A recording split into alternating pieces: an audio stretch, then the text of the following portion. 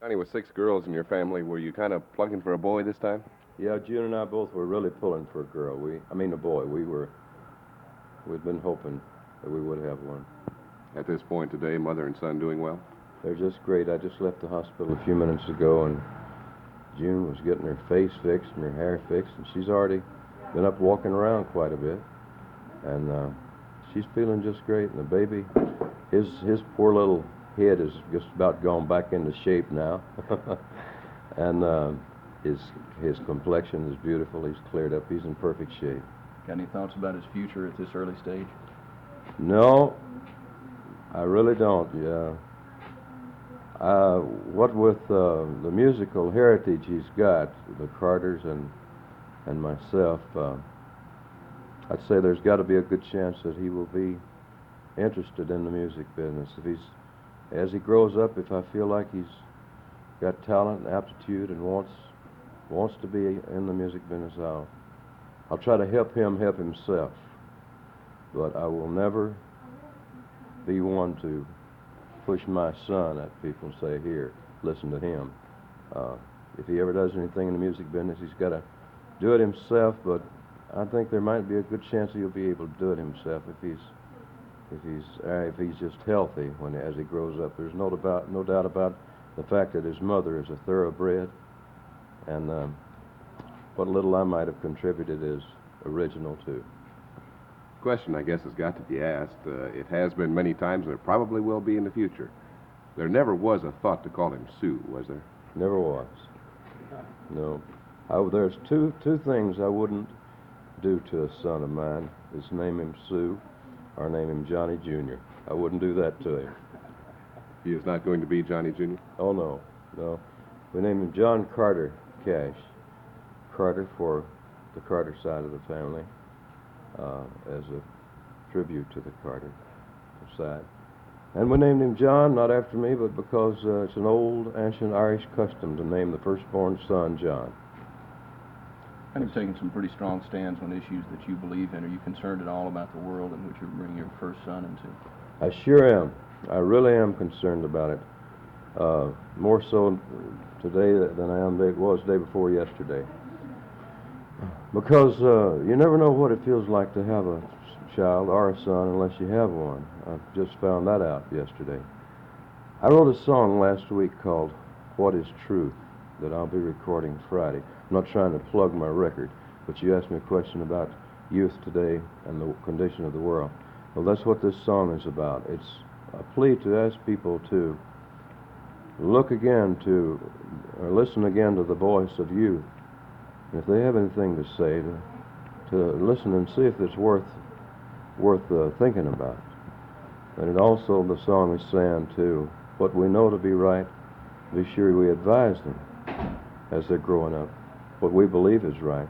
If we want this world to be run anything like the way we think it should be run tomorrow, because they're the ones that are going to be running it. Do you feel the youth of, say, last week or last month or last year actually had something to say that no one listened to? I sure do. I think the youth has always got something to say. Worried about them right now? Pardon? Are you worried about the young people of this country? Some people are.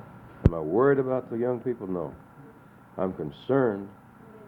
I'm concerned about anybody that I see or hear about having or using drugs and things like this, because I know because I've been there. I know what it does to you.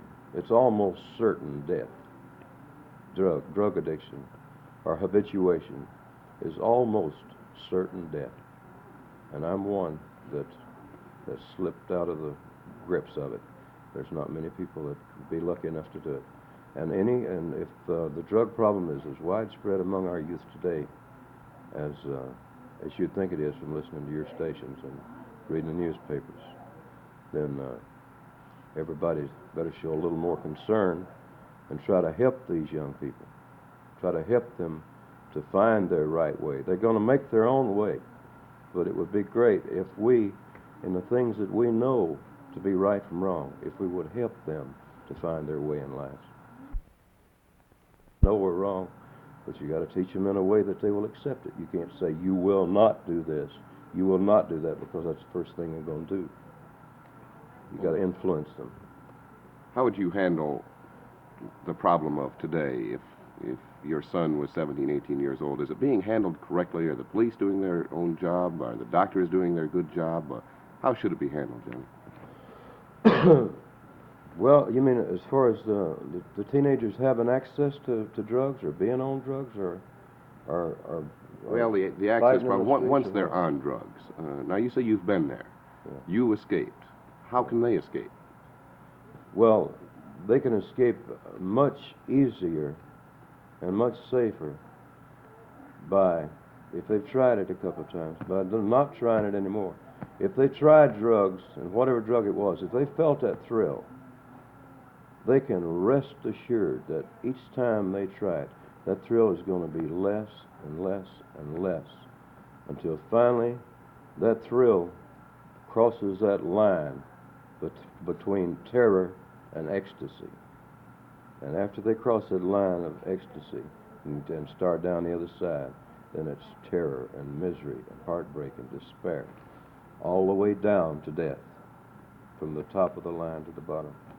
Now those first beautiful thrills they feel from the first effects of a stimulant, of a drug, of a mind expander, they're beautiful, no doubt about it. Because the youth will endure. Youth can endure. But as time goes by, it will kill you.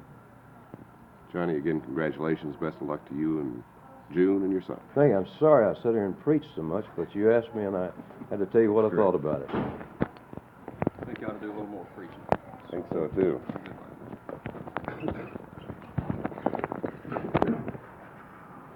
You start rehearsal there? Mm-hmm. You want to do it?